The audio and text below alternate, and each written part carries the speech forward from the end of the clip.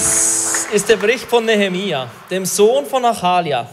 Im 20. Regierungsjahr des Perserkönig Artaxerxes im Monat Kislev war ich in der königlichen Residenz Susa. Da kam Hanani, einer meiner Brüder, mit einigen Männern aus Judäa zu mir. Ich fragte sie, wie es den Juden dort gehe, den Überlebenden, die nicht verschleppt worden waren. Und erkundigte mich nach dem Zustand Jerusalems. Sie berichteten mir, die Menschen in der Provinz Juda, die der Verschleppung entgangen sind, leben in großer Not und Schande. Die Stadtmauer Jerusalems liegt in Trümmern. Die Tore sind durch das Feuer zerstört. Als ich das hörte, setzte ich mich nieder und weinte. Willkommen im Buch Nehemia. Es ist die Geschichte, die erzählt wird, nachdem Babylonier Jerusalem und den Tempel zerstört haben und die Juden entweder vertrieben haben oder gefangen genommen haben und sie zurückgeführt haben in ihr Land, nach Babylon, und sie dort irgendwie mit Arbeit beauftragt haben. Und wie es steht, sind einige von diesen Juden haben wieder zurückkehren nach Jerusalem. Sie haben ihr Haus wieder aufgebaut oder haben ein neues Haus gebaut, sie haben den Tempel wieder aufgebaut und haben wieder dort gelebt. Andere sind verschleppt worden nach Babylon. Und einer davon war Nehemia. Nehemia hat mega Glück gehabt in dieser ganzen Situation, weil er den Traumjob vom ganzen Land kassiert. Er ist Mundschenk geworden vom König. Ich liebe es, Pastor zu sein, aber wenn ich das Angebot bekomme, das ist ja sau gut. Du kannst immer das essen, was der König isst, oder? Ich weiß nicht, ob du weißt, wie ein König isst, aber sicher nicht so schlecht. Du kannst den Wein trinken, den der König trinkt. Es gibt einen kleinen Hocken an der Geschichte. Früher hat man ja nicht genau gewusst, welcher Pilz ist giftig und welcher nicht. Er hat das Zeug immer ausprobieren. Und wenn er es überlebt hat, hat es der König auch bekommen. Aber sonst, finde ich, ist Nehemia an sich wirklich gut davon gekommen.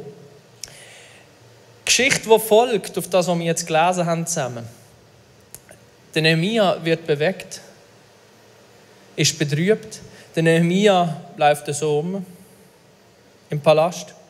Wahrscheinlich in einer Kultur, wo man seine Traurigkeit nicht zeigen durfte. Der König checkt das. Der König fragt, was ist los? Und Nehemia fängt mit ihm an zu schwätzen. Und der König geht tatsächlich auf die Frage, hey, darf ich nach Jerusalem gehen und die Mauern wieder aufbauen? Und der König erlaubt ihm das nicht nur, sondern gibt ihm noch Schreiben mit, Geld mit, Materialien mit. Eigentlich völlig crazy. Und dann geht er dort hin und baut mit den Leuten, die dort sind, in einer Rekordzeit von 52 Tagen die Mauern wieder auf. Wenn du die Geschichte selber lesen willst, wir haben einen Bibelleseplan erstellt. Du kannst den QR-Code scannen und kommst eine Online-Version davon über. Und nachher, wenn du aus der Halle rausgehst, kannst du es auch in Papierform mitnehmen. Und einfach während dieser Serie das Buch durchlesen. Die grosse Frage ist, warum machen wir jetzt diese Serie? Das ist immer die spannende Frage in der Predigtplanung. Warum predigen wir gerade über das, was wir jetzt gerade predigen? Die Geschichte von Nehemia, die erzählt die Wiederherstellung von Jerusalem. Und es ist wichtig, dass wir verstehen, was Jerusalem bedeutet. Jerusalem ist der Ort, wo Gott das Volk Israel angeführt hat, aus der Gefangenschaft von Ägypten. Unter der Führung von Mose und Josua hat er sie dort angeführt. Das ist der Ort, wo sie endlich frei waren. Das ist der Ort, wo sie endlich in Frieden haben leben können.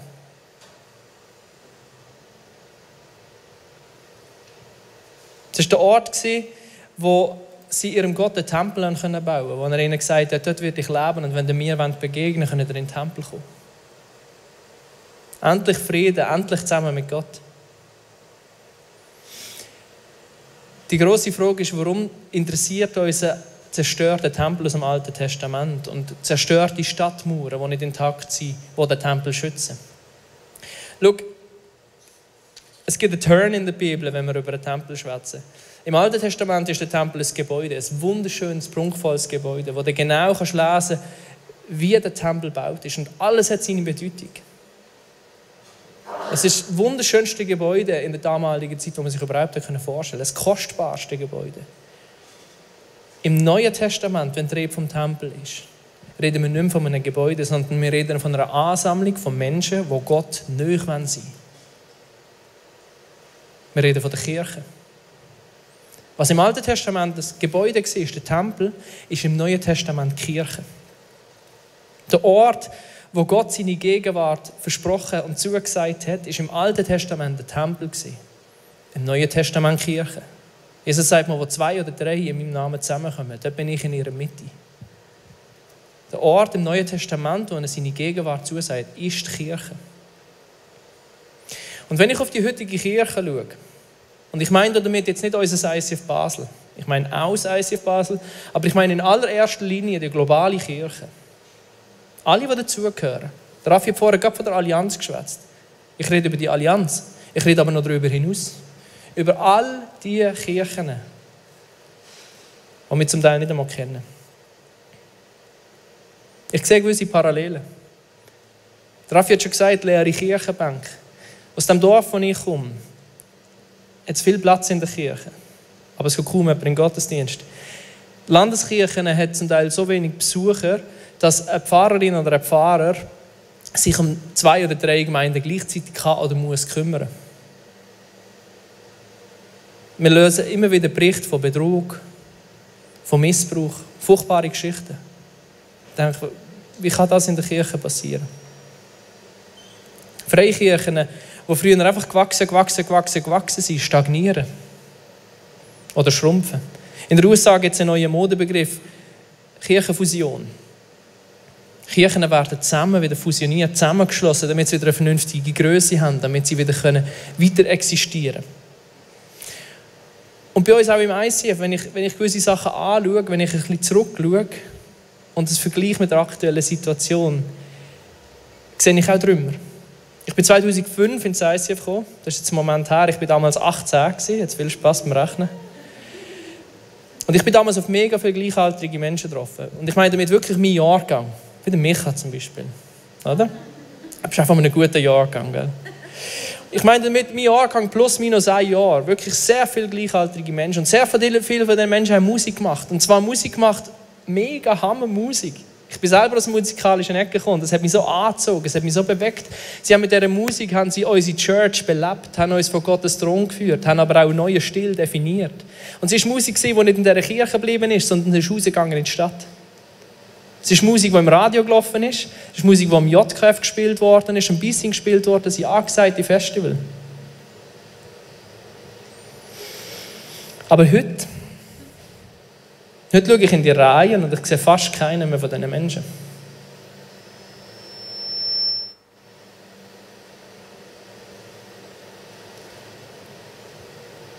Und das macht mich unzufrieden. Es raubt mir förmlich den Frieden. Nicht nur, weil die Menschen nicht mehr im Gottesdienst sitzen. Es gibt andere Kirchen, die sind auch gut. Sondern weil ich immer wieder merke und herausfinde, dass einzelne von diesen Personen gar nicht mit Gott unterwegs sind. Hey, und ich bin jetzt 2-facher Familienvater. Und ich weiss, die Menschen bekommen auch Kinder. Und ich weiss, die Kinder besuchen keinen Gottesdienst. Und ich frage mich, werden die Kinder mit dem Glauben aufwachsen? Werden die Kinder Gott kennenlernen? Wie ich damals das Privileg habe bei meinen Eltern.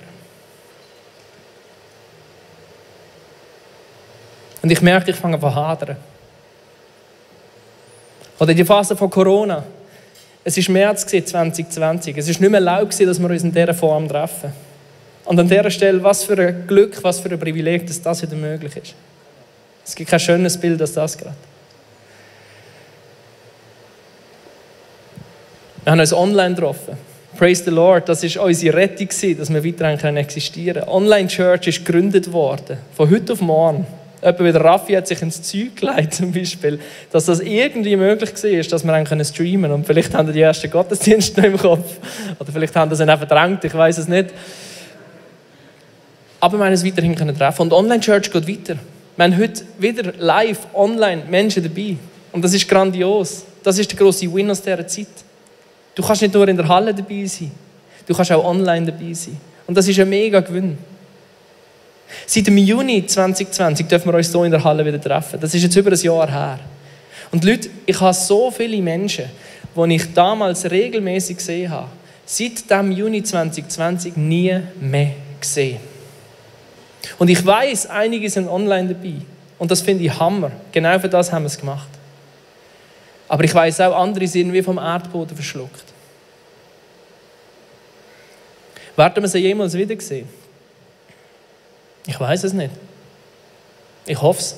Wenn ich an meine gleichaltrigen Freundinnen und Freunde denke, dann hoffe ich es inständig. Weil ich einfach sehe, was passiert, wenn wir uns aus der Gemeinschaft zurückziehen. Und ich merke auch hier, kommt eine Unzufriedenheit in mir auf. Es ist nicht so, dass alles schlecht wäre. Aber Leute, es ehrlich sein. Früher war alles besser.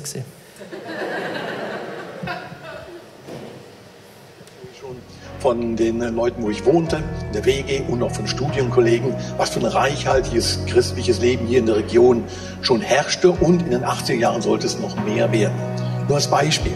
Sonntags abends fand in der Elisabethenkirche eine Albanarbeit im Gottesdienst statt mit weit über 1000 Leuten.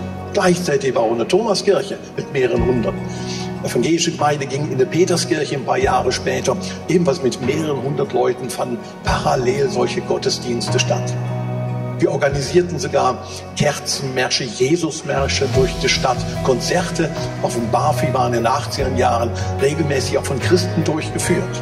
Und aus diesen Werken, aus diesen Kirchen entstanden soziale, diakonische Arbeiten, wie zum Beispiel das Weizenkorn, wo heute noch unsere Stadt sozialdiakonisch mitprägt. Oder das Enyn, am Anfang christliches Jugendzentrum, wurde gekauft und umgebaut für ein Zentrum für junge Leute. Das war die Vision dahinter.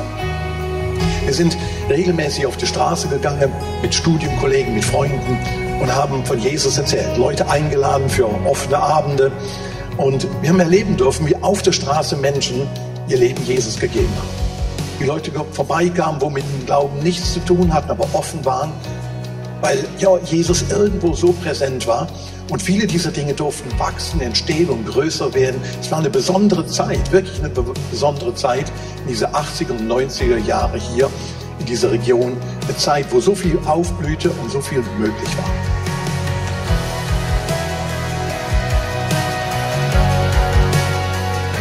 Einerseits bin ich begeistert, wenn ich das höre. Und ich denke, so Hammer zu sehen, was passiert, wenn die Kirche richtig floriert. Aber andererseits, wenn ich ehrlich bin, tut sich auch hier wieder so eine Unzufriedenheit in mir gross machen. Und ich stelle mir die Frage, was ist denn los? Was ist denn das Problem? Warum erleben wir das nicht mehr gleich heute? Warum erleben wir nicht mehr so viele Menschen, die zum Glauben kommen, die in die Kirchen hineintrampeln, die nicht beim Glauben am Hut haben und sagen, ich will das? Oder wo sind all die Menschen angegangen, die die Kirchen gefüllt haben? Die sind ja noch nicht alle gestorben, oder schon? Und wenn sie ihren Glauben weitergegeben hätten an ihre Mitmenschen, an die nächste Generation, müsste doch die Kirche in Basel heute grösser sein als damals. Was ist passiert?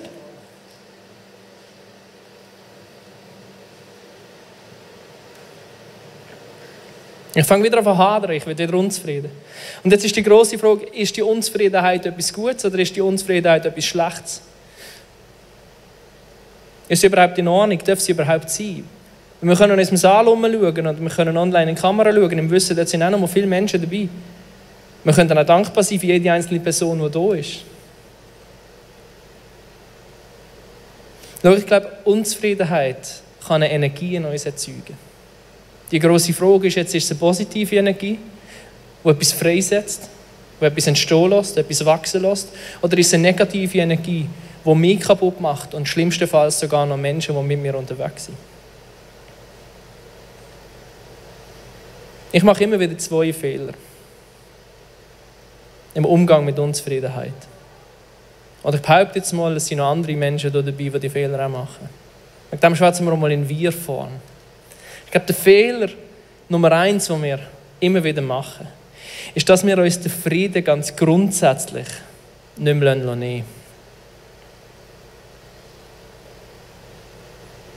Es ist wie wenn du die Tagesschau schaust.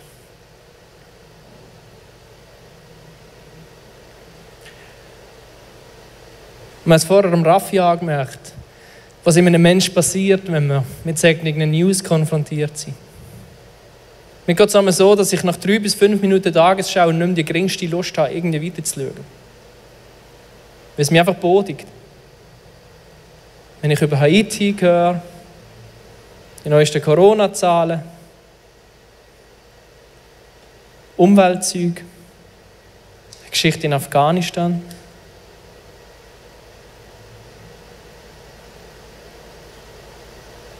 Umweltkatastrophe. Und ich merke, wie mich das belastet. Und ich merke, wenn ich das konstant an mich heranlasse, dann zermürbt es mich. Es macht mich kaputt.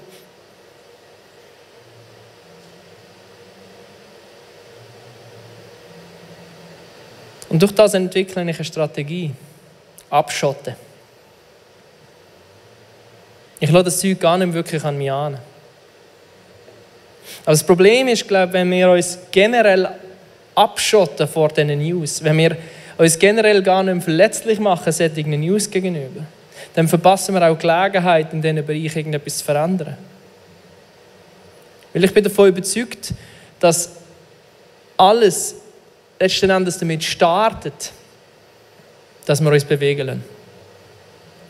Und jetzt komme ich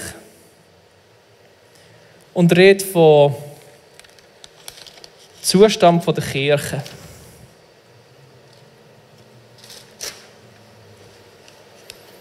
Und ich rede über den aktuellen Zustand der Kirche. Und die Frage ist berechtigt, haben wir nicht grössere Probleme? Wenn wir an die Wand schauen, haben wir nicht grössere Probleme als der aktuelle Zustand der Kirche? Haben wir nicht grössere Probleme als leere Kirchenbänke, als Kirchenfusionen, als Abstand, freie Plätze, die noch gefüllt werden könnten, Kirchenaustritt, fehlendes Geld in christlichen Organisationen? Haben wir nicht grössere Probleme? Und die Frage ist berechtigt, weil was da steht, was dort passiert, das ist übelst. Das ist übelst. Die Antwort ist nicht so einfach. Ich glaube, kurzfristig haben wir definitiv grössere Probleme. Ich glaube, kurzfristig sind das Probleme, die sich im Vordergrund drängen. Aber langfristig gibt es nichts Schlimmes, als wenn sich die Kirche zurückentwickelt. Ich bin davon überzeugt, die Kirche ist die Hoffnung dieser Welt. Im Epheser steht, und ihr Männer, liebt eure Frauen. Liebt sie so, wie Christus die Gemeinde geliebt hat. Er hat sein Leben für sie hingegeben, um sie zu seinem heiligen Volk zu machen. Der Paulus vergleicht die Liebe zwischen Mann und Frau mit der Liebe, die Gott der Kirche gegenüber hat. Er zeigt, orientiert euch an dieser Liebe, weil grösser können sie nicht sein. Gott hat sich selber in der Person von Jesus für die Kirche hingegeben.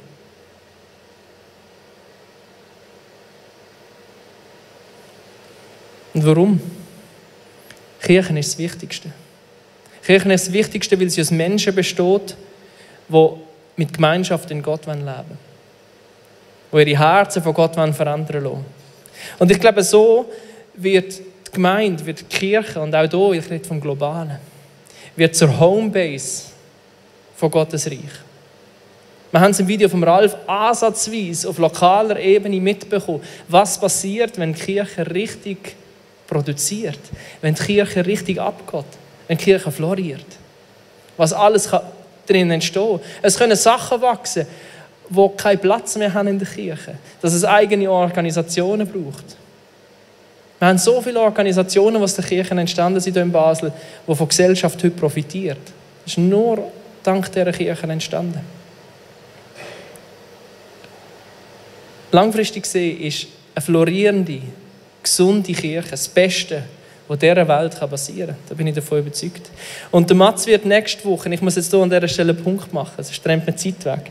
Der Mats wird noch mehr über das Thema schwätzen und die Frage beantworten, warum braucht denn die Welt die Kirche? Und er wird auch zurückschauen und wir werden sehen, was alles durch die Kirche entstanden ist und was alles möglich ist. Es muss uns bewegen, wenn die Kirche in Trümmern liegt. Oder anders gesagt, wenn die Kirche baufällig ist. Weil die Kirche ist die Hoffnung dieser Welt. Davon ist auch Gott überzeugt, wenn er sich selber hingibt dafür. Der Fehler 2, den wir immer wieder machen. Wir gehen falsch mit dieser Unzufriedenheit um. Unzufriedenheit an sich ist kein schönes Gefühl. Wenn ich mich frei entscheiden kann, nehme ich lieber den Frieden. Oder? Vielleicht geht es anderen auch so. Aber ich habe gesagt, Unzufriedenheit erzeugt eine Energie in uns. Falscher Umgang damit führt zu negativer Energie und hat eine zerstörende Kraft. Was ist der natürliche Reflex auf Unzufriedenheit? Mi. Jammern. Und an diesem Punkt wird auch klar, warum ich die Predigt halte. Ich bin recht gut in dem. Mats ist schon ein Sack, dass er mir die Predigt gibt. Das ist auch ein Statement. Ich bin gut im Jammern. Ich bin saugut darin, Sachen zu sehen, die nicht gut sind. Ich kann in den Saal hineinschauen und sehe 200 Sachen, die nicht gut sind. Ich bin besser geworden darin, das zurückzuhalten, das für mich zu behalten, aber ich nehme es wahr. Aber manchmal im vertrauten Rahmen. Frage mal meine Frau, wenn du glaubt. Die ist zum Glück nicht da. Ich mache es kurz. Jammern ist Kacke. Ich kann hier nicht wahnsinnig lange darauf eingehen. Wir schauen wieder auf den Bibelvers. Verzichtet auf schlechtes Gerede, sondern was ihr redet, soll für andere gut und auferbauend sein, damit sie im Glauben ermutigt werden. Klare Anweisung. Warum ist schlechtes Gerede so schlecht? Weil es spaltet. Weil es eine Keile hineintreibt. Schau, Jesus betet im Johannes 17, kannst du das lesen, mal für seine Church. Und ich habe das schon x-mal gesagt und ich werde nicht müde, das immer wieder zu sagen. Er weiss, meine Zeit auf dieser Welt, so in Fleisch und Blut, wenn ich jetzt mit den Menschen unterwegs bin, die geht am Ende entgegen. Und er betet nochmal zu seinem Vater. Und für was betet er? Für Einheit. Er sagt, lass du sie untereinander eins sein, so wie wir beide, also Vater und Sohn, eins sein. Denn daran wird die Welt erkennen, wer ich bin. Einheit ist das Wichtigste für uns als Kirche. Und auch hier, ich betone es nochmal, ich rede nicht über das ICF. Ich rede auch nicht über das ICF-Movement. Ich rede auch nicht nur nochmal über die ICF-angehörige Allianz, die wir dazugehören hier in Basel. Sondern auch alle, die nicht bei der Allianz sind. Und auch all die Kirchen, die uns vielleicht sogar unsympathisch sind. Und ich muss dir die Frage stellen, wie schwätzest du über die Kirchen, die uns eher fern sind? Ich muss mich selber fragen, wie schwätze ich über die katholische Kirche? Wie schwätze ich über den Papst? Wie schwätze ich über meine ehemalige Kirche? Wie schwätze ich über meine aktuelle Kirche, wenn es nicht so gut läuft? Wechsle ich gerade in die dritte Person? Rede ich vom ICF? Oder rede ich von uns? Wie schwätze ich über meinen Small Group Leiter? Über meinen Pastor? Das ist mal gut.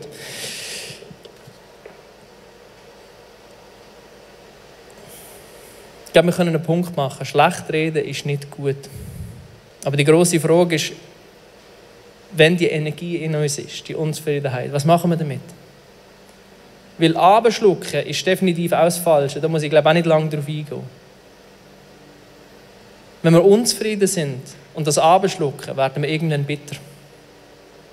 Das wird passieren. Fehlender Frieden führt irgendwann zur Bitterkeit. Der richtige Umgang ist nicht sonderlich überraschend. Aber es ist mega wichtig, dass wir das checken, zeigt uns der Nehemia. Vers 4 und 5. Als ich das hörte, setzte ich mich nieder und weinte. Die Nachricht, das haben wir vorher schon gelesen. Tagelang trauerte ich, fastete und flehte den Gott des Himmels an. Ich betete. Und dann kommt das Gebet. Kannst du das heute durchlesen? Unsere Unzufriedenheit muss zu Gott. So banal es tönt. Er kennt dich, er kennt deine Umstände, er kennt auch deine Kirche und all die mühsamen Menschen. Und das Beste ist, er teilt deine Unzufriedenheit sogar. Er teilt deine Unzufriedenheit. Er ist schon lange unzufrieden über das, was du unzufrieden bist. Und er ist fähig, unsere Unzufriedenheit in eine heilige Unzufriedenheit zu verwandeln. Ich will kurz auf das eingehen. Wie können wir eine ungesunde Unzufriedenheit von einer heiligen Unzufriedenheit unterscheiden? Ich habe eine Gegenüberstellung mitgebracht. Ich sage, ungesunde Unzufriedenheit wird schnell generalistisch, wird schnell verallgemeinernd. Vielleicht kennst du das, ich kenne das gut von mir. Ich bin unzufrieden, ich kann vielleicht nicht mal genau den Namen nennen, warum, und dann ist plötzlich alles Kacke. Dann braucht es so viel und alles ist doof. Die heilige Unzufriedenheit, die ist fokussiert. Die kann das Kind beim Namen nennen. Die kann sagen, es geht um das. Das ist das, was mich stört. Das ist das, was mir den Frieden raubt. Die ungesunde Unzufriedenheit, die ist problemorientiert. Die schaut auf das Problem und richtet den Blick auch nicht weg vom Problem und dreht sich ums Problem. Die heilige Unzufriedenheit hingegen, die ist zielorientiert. Die ist sich im Problem durchaus bewusst, aber sie schaut auf die Vision. Und automatisch fangen wir an, Lösungen zu suchen, wie man von hier hinkommt. Eine ungesunde Unzufriedenheit verurteilt oder urteilt, zeigt schnell mit dem Finger, redet schnell in der dritten Person. Das ICF oder die Person oder der. Die heilige Unzufriedenheit übernimmt Verantwortung. Die integriert sich selber in das Ganze. Wir reden von unserer Kirche, auch wenn es schlecht läuft. Auch wenn Sachen nicht gut sind, ist es und bleibt es unsere Kirche. Wir distanzieren uns nicht zu der Kirche, nur weil etwas nicht gut ist, weil uns etwas unzufrieden macht, sondern wir verstehen uns auch während der Problemlösung immer noch als Teil. Du kannst das Gebet von Nehemia lesen. Wie er gebetet hat, das ist faszinierend. Er tut stellvertretend für das ganze Volk beten.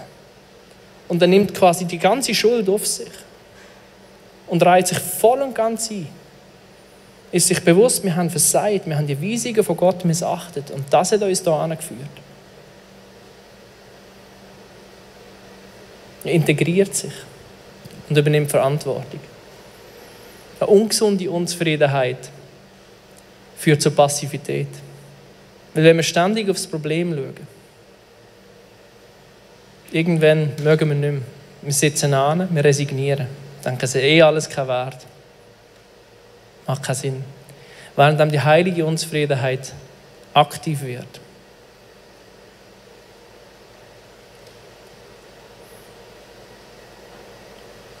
Der Prozess von einer ungesunden Unzufriedenheit zu einer heiligen Unzufriedenheit, der dauert damals im Moment. Beim Nehemia sind das 3 Monate, das kannst du nachlesen.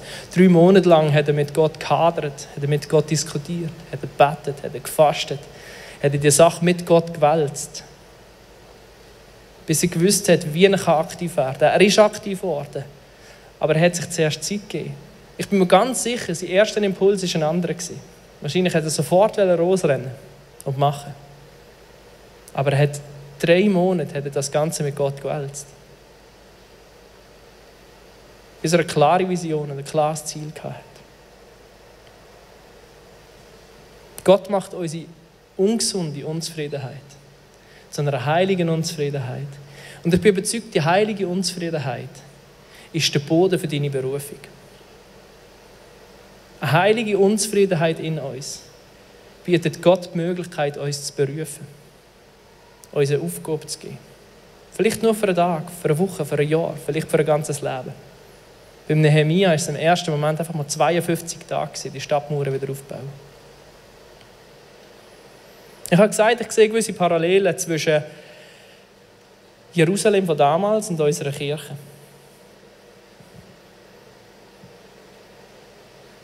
In der Kirche ist vieles nicht fertig gebaut, ist vieles baufällig. Das ist bei uns im ICF genauso. Ich will aber an dieser Stelle betonen, es ist auch vieles gut. Wir erleben sau viel Gutes. Wir erleben mega viele tolle Geschichten. Und eine von diesen Geschichten hat er mitgebracht.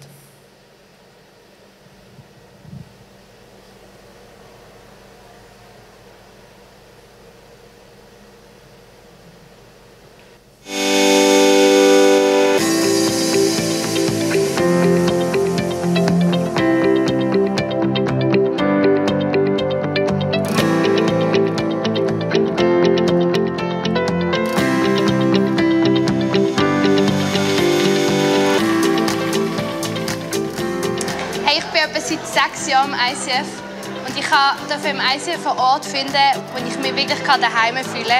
Durch das ICF hat mir Gott Menschen geschenkt, die mich in meinem Leben begleiten, die wirklich für mich da sind. Er hat für mich so einen krassen Change in meinem Leben gemacht. Ich habe so das Gefühl, ich bin vor 6 Jahren ein komplett anderer Mensch gewesen. Und ich habe wirklich kennenlernen, wer Gott wirklich ist.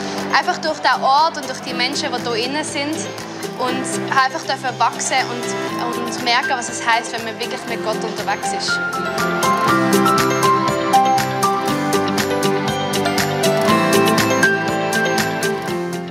Das ist eine von diesen Geschichten, warum ich Kirche baue. Aber ich will an dieser Stelle etwas klar machen. Ich will mehr von diesen Geschichten.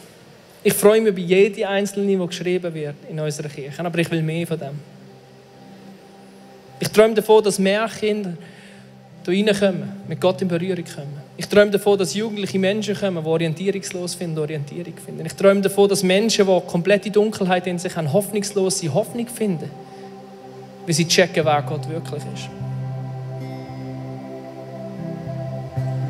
Ich träume davon, dass in der Sozialinitiative wieder Sachen wachsen, die keinen Platz mehr haben in unserer Kirche, die müssen rauswachsen, damit es weiter funktionieren kann. Ich träume davon, dass wir wahre Jüngerschaft verstehen, dass wir mündige Christen werden, fähig werden, andere anzulehren. Ich träume davon, dass es nicht am Geld scheitert, dass Sachen möglich gemacht werden. Ich träume bei uns davon, dass wir unseren Jugendpastor Vollzeit anstellen können, dass er sich voll um die Jungen kümmert.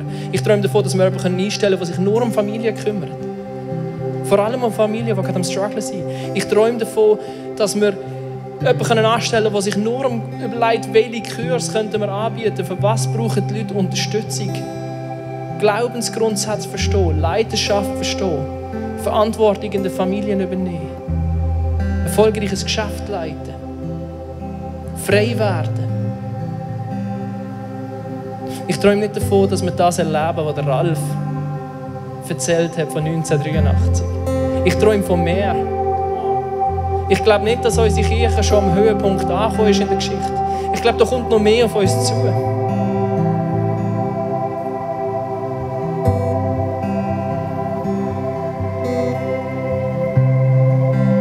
Und ich sehe den Ort, wo wir werden sein. Und ich sehe den Ort, wo wir sind. Und da ist sie wieder. Die Unzufriedenheit. Und wisst ihr was? Es ist gut so. Die Unzufriedenheit, die erzeugt eine Energie. Alles, was wir machen müssen, ist auf der Richtung damit umgehen. Und es wird Gutes daraus entstehen.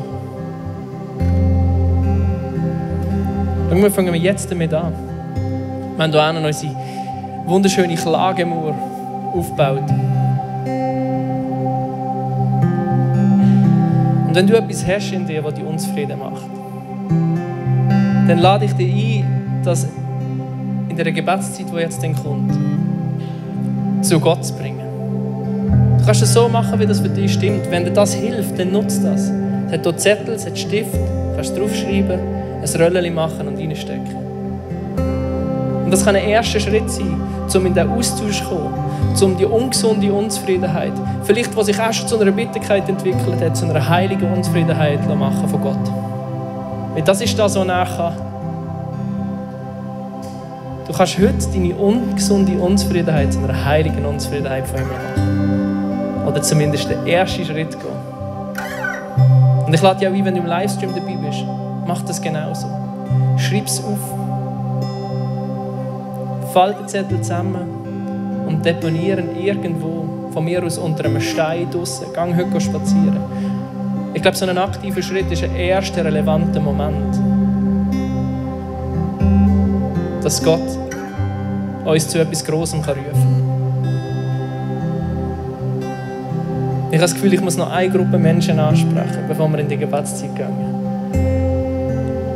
Und zwar alle, die jetzt ein schlechtes Gewissen haben. Und denke, jetzt macht er einen Lobgesang über die Wichtigkeit der Kirche. Logisch, ich bin Pastor, mein Herz blutet für die Kirche. Vielleicht sitzt du da und dann ganz ehrlich zu dir selber bist und sagst, ehrlich gesagt, ist mir die Kirche nicht so wichtig. Schau, es ist okay. Das darf so sein. Ist es gut? Nein. Ich bin davon überzeugt, die Kirche muss uns wichtig sein. Weil die Kirche ist die Hoffnung dieser Welt. Das ist meine tiefste Überzeugung. Aber wenn das so ist, ein schlechtes Gewissen bringt dich nie an. Nimm die Last weg von dir. Alles, was du machen kannst, ist dich nach Gott ausstrecken und sagen, zeig mir dein Herz. Zeig mir dein Herz für die Church und lass mich verstehen, wie dein Herzschlag ist, damit dein Herzschlag auch zu meinem Herzschlag werden kann. Und so fängt es auf eine gesunde Art an zu wachsen. Gott wird dir sein Herz nicht vorenthalten. Lass uns zusammen aufstehen und in die Gebetszeit hineingehen.